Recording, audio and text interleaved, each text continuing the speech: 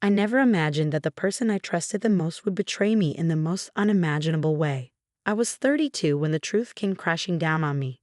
My sister, the one I grew up with, sharing secrets and dreams, had committed the ultimate betrayal. It was a chilly autumn evening when I stumbled upon the truth. William, my then fiancé, had left his phone on the kitchen counter. A message popped up, blaring at me with harsh reality. It was from my sister. The message was clearly not meant for a brother-in-law. My heart sank as I read the words. I miss you. I can't wait for our little family to be complete. Confronting William was a blur of tears and disbelief. Why her? Why my sister? I remember asking, my voice trembling. William couldn't meet my highs. It just happened. I'm sorry. I never meant to hurt you, he muttered. His apology sounded hollow, a feeble attempt to mend a wound too deep. The pain was unbearable, but what came next was even worse. It was a confrontation I had dreaded but couldn't avoid. I went to my sister's house, my mind swirling with anger and hurt.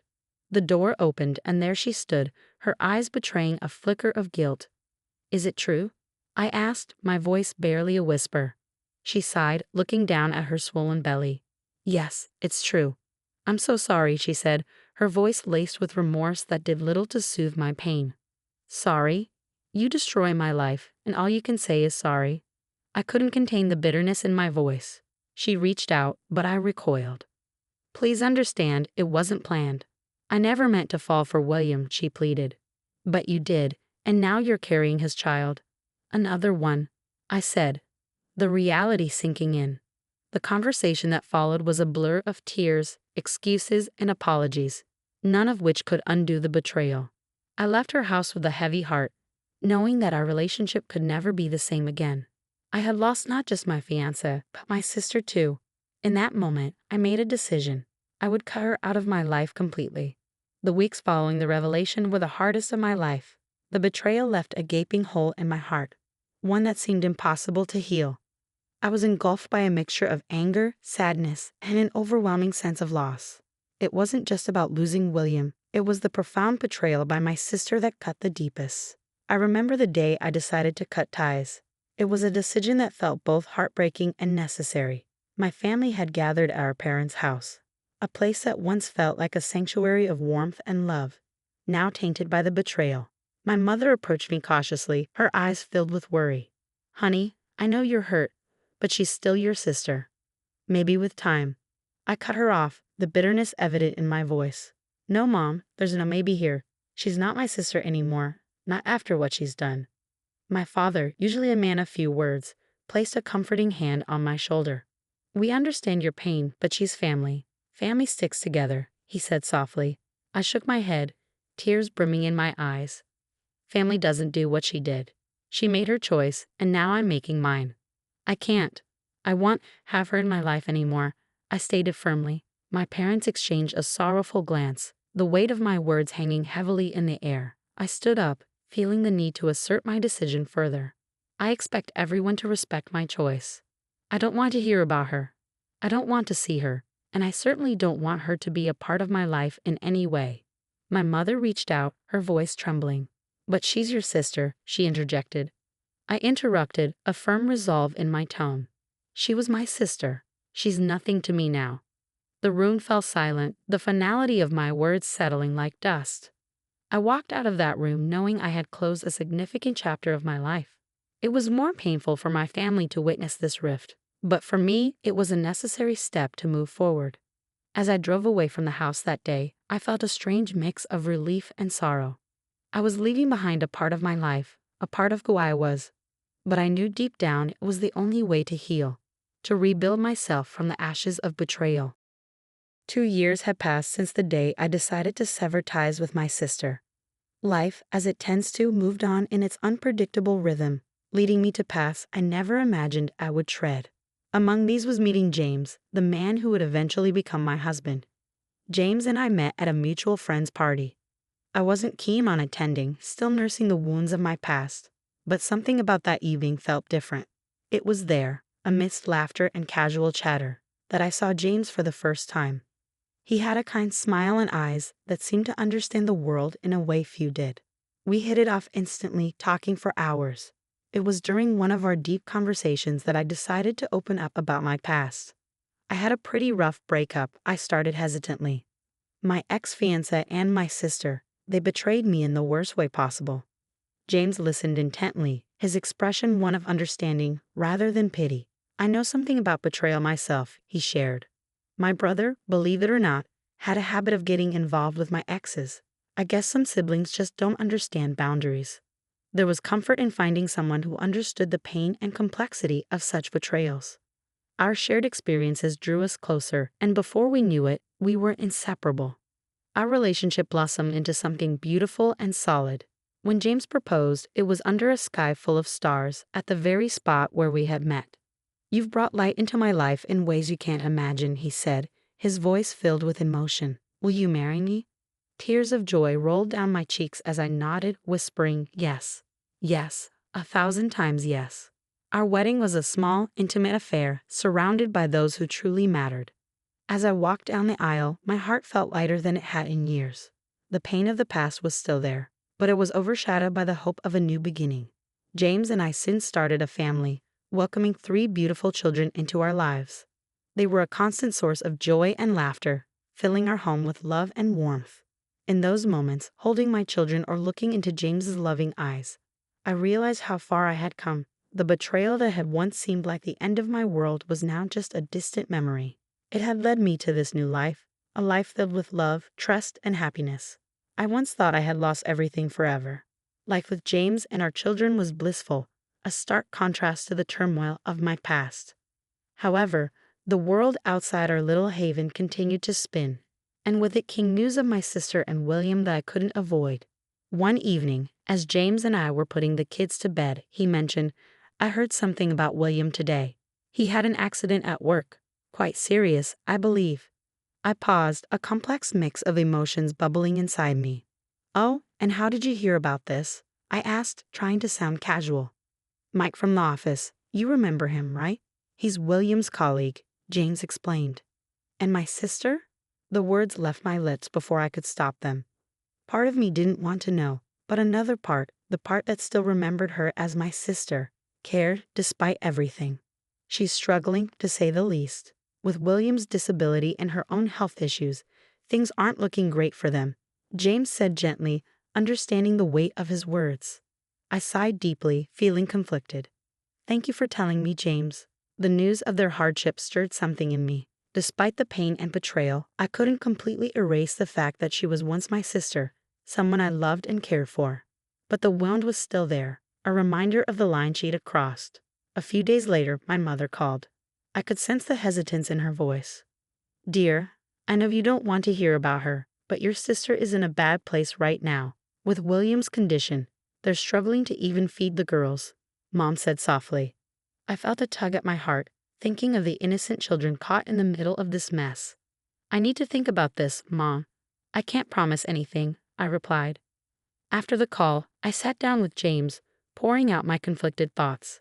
"They're innocent in all this, James, the kids, but helping them means opening a door I've closed a long time ago." James took my hand, offering a comforting squeeze. "Whatever you decide, I'm with you. But remember, you don't owe them anything. Your first responsibility is to yourself and to our family."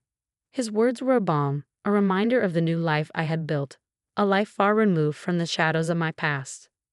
I lay awake that night, pondering over a decision that felt impossible to make. My heart ached for the children, but was it enough to risk the peace I had fought so hard to find? The dilemma of whether to help my sister and her family weighed heavily on me. James noticed my unrest and often asked if I was all right, but I found it hard to articulate the storm brewing within. One evening, as we sat down for dinner, the phone rang. It was my father this time, his voice weary, a tone I wasn't accustomed to hearing from him. "Your sister and William are in a tight spot. They asked if we could take in the girls for a while," he said. I felt a knot form in my stomach. "And what did you say?" I asked, trying to keep my voice steady. "We're considering it, but they also asked if you and James might help," he replied. I was silent for a moment, digesting his words. "Dad, I don't think I can do that," I finally said. There was a pause on the other end. "I understand, but they are just kids. They shouldn't suffer for their parents' mistakes," he said gently. I know, Dad. I know, but it's not just about the kids. It's everything she did, everything she took from me, I replied, my voice strained with emotion. We just thought, maybe for the sake of family, he began. Dad, some wounds are too deep. I'm sorry. I can't, I said, hanging up the phone, feeling a mix of frustration and guilt. James reached across the table, covering my hand with his. It's okay to say no. You've been through a lot, he said softly. I nodded, grateful for his support, but still tormented by the decision. A few days later, my sister reached out directly, a message appearing on my social media. Her words were desperate. I know what happened between us, but I need you. The girls need you. We're family, after all.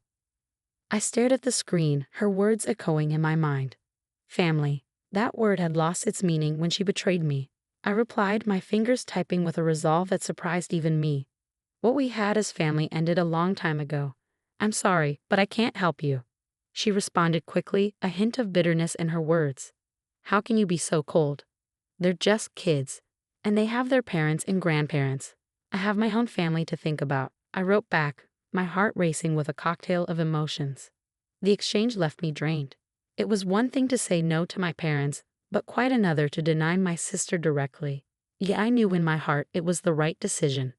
My loyalty was to the family I had built, the family that stood by me when my world fell apart. That night, as I tucked my children into bed, their innocent faces a stark contrast to the complexity of the adult world, I knew I had made the right choice. My duty was to protect them, to ensure their world remained unscathed by the shadows of my past. Despite my clear message on social media, my sister refused to take no for an answer. A few days later, she tried to contact me again, this time through a more direct approach. I was in the kitchen preparing dinner when I heard the familiar tone of an incoming video call. Hesitantly, I accepted the call, and there she was, my sister, her face worn with stress and worry. Please, I'm begging you. We're at our wits' end here. William can barely move, and I'm struggling to keep up with everything, she pleaded, her voice cracking with desperation. I took a deep breath, trying to steady my racing heart. I told you already, I can't help you. I'm sorry. But we're sisters, she insisted, tears welling up in her eyes. Remember how we used to dream of our future together? How we promised to always be there for each other? That was a long time ago, before you made your choice, I said, my voice steady despite the turmoil inside me. She was silent for a moment, then said, It's not just about us anymore. It's about the girls. Don't they deserve a chance? I felt a pang of sympathy, but it was quickly overshadowed by the memories of betrayal. They do deserve a chance, but not at the cost of my family's peace. You have other people who can help. She sobbed openly now, her face a portrait of anguish. I never meant to hurt you like this. I was just lost. We all make choices, and we have to live with the consequences, I replied, my voice firmer than I felt. The call ended with her in tears and me in a state of emotional exhaustion. I turned off my phone, not wanting any more intrusions into the life I had painstakingly rebuilt. James found me sitting at the kitchen table, my head in my hands. Are you okay? He asked, concern etched on his face. I looked up at him, grateful for his presence. It was my sister. She's trying to guilt me into helping them. He sat down beside me, taking my hands in his. You don't owe her anything. You've suffered enough because of her actions. It's okay to think of yourself. I nodded, drawing strength from his words. That night, as I lay in bed, I realized that my sister's pleas had only strengthened my resolve. I had moved on, and I couldn't let the ghosts of my past disrupt the life I had so carefully built. The decision to stay away from her was not just a choice, but a necessity for my own well-being and for the sake of my family. My decision not to help my sister and her family was met with mixed reactions from my relatives. Some understood my stance, but others, particularly my extended family, viewed it as heartless. The subject came up during a family gathering at my parents' house, a setting that once felt like a refuge, but now seemed more like a battleground. As we sat around the dinner table, my aunt, always one to speak her mind, broached the topic. I can't believe you're turning your back on your own niece and nephew. They're just children, she said. I felt all eyes on me, the weight of their judgment heavy in the air. It's not a decision I made lightly, I started, trying to keep my voice calm. But there's a lot of history there that can't be ignored. But they are innocent in all of this, my uncle chimed in. Shouldn't they be spared from the sins of their parents? I understand that, and I sympathize with them, but being involved with my sister again, even indirectly, is something I can't handle. It's a boundary I've set for my own well-being, I explained. My mother, always the peacemaker, tried to soften the atmosphere. Let's not forget what she went through. This isn't an easy situation for anyone. The conversation shifted, but the tension lingered. Later, in the kitchen, my cousin approached me. I get that you're hurt, but don't you think this grudge has gone on long enough? She's family, after all. I leaned against the counter, feeling a familiar frustration rise within me. It's not just a grudge. What she did changed everything. I've moved on, and I can't go back to that dark place again. My cousin shrugged, a clear sign of disagreement, and walked away. As James and I drove home that night, the silence in the car was a stark contrast to the cacophony of the family dinner. He finally broke the silence. Your family means well, but they don't fully understand what you went through, and that's okay. You don't have to justify your feelings to anyone. His words were a balm, soothing the sting of the evening's events. I realized then that family isn't just about blood relations, it's about who stands by you, understands your pain, and respects your decisions. James was my family, and with him, I had found a haven of understanding and acceptance. The backlash from my relatives was just noise compared to the symphony of support I had in him. The aftermath of the family gathering left me in a contemplative mood. I found solace in the nursery, watching my children sleep peacefully, unaware of the complexities of adult relationships. James joined me, wrapping his arm around my shoulder. You've been quiet since we got back, he observed softly. I sighed, leaning into his embrace. It's just, everyone thinks I'm being unreasonable, but they don't understand how deep the hurt goes. They might never fully understand, and that's okay. You have every right to protect yourself and our family, he reassured me. His words reminded me of the safe haven we had built together, yet the family's words echoed in my mind, stirring a whirlpool of doubt and guilt. A few days later, I found myself at my parents' house, helping my mom with some chores. She seized a quiet moment to speak her mind. You know, your sister called me crying the other day, she said, her voice tinged with concern. I paused, the dishcloth in my hand momentarily still. Mama, she's really struggling, and those kids. My mom's voice trailed off, laden with unspoken pleas. I took a deep breath, steeling myself. I know it's hard, Mom, but I have to think about my mental health too. Being around her, even indirectly, would bring back a lot of pain. My mom reached out, touching my hand gently. I understand, dear. I just wish things were different. So do I, Mom. So do I whispered, feeling a familiar ache in my heart. That conversation with my mom stayed with me for days.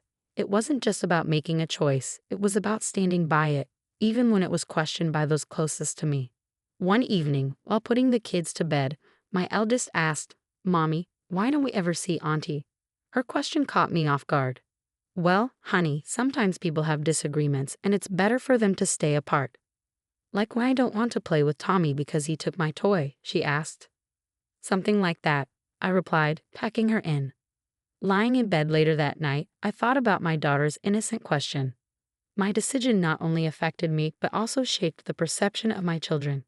It was a sobering thought, but I knew I had to stand my ground for the sake of my own well-being and for the healthy environment I wanted for my children. They deserved a mother who was whole, not fragmented by the ghosts of her past. As days turned into weeks, the initial storm of family opinions gradually settled into a quiet but persistent hum in the background of our lives. Despite the support from James and the joy our children brought, there were moments when doubt crept in, whispering what ifs and could have beens. One such evening, while the kids were at a sleepover and James and I were enjoying a quiet dinner, he broached the subject that had been lingering in the air. You've been distant lately.